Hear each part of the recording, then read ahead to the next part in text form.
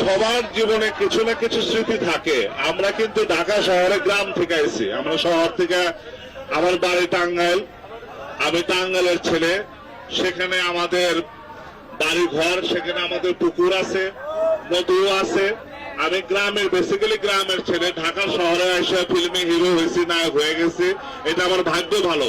কিন্তু আমার অতীত জীবন গ্রামে কাটিয়েছি, আমি গ্রামেরই সন্তান। আমি তো গ্রামের পরশ না পাইলে, গ্রামের সংস্পর্শ যদি আমি না পাইতাম, তাহলে এত কথা আমি আপনাদের সামনে বলতে পারতাম না। তো মাছ মারছি, মাছের চাষাবাদ আমি করি, আমি মেনটেন করি না।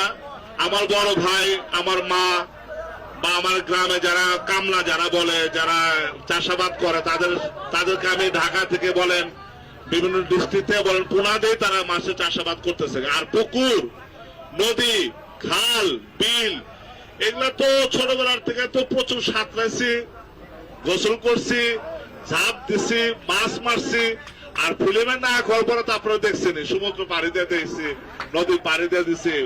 তো মাছের চাষাবাদ এইভাবে শিখছি। আমি চাষাবাদ করি, তবে আমার আগামী দিনের পরিকল্পনা আছে ব্যক্তিগত ভাবে।